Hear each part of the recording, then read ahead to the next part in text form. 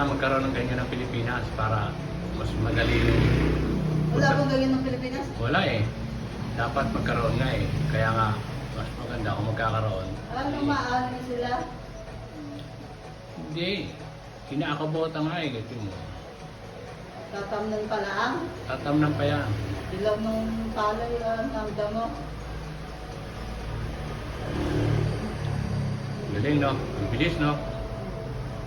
Putik agad oh. Dami ng lumilipad.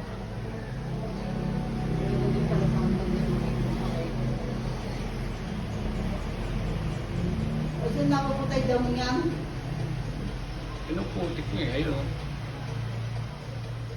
Galing ng kubot.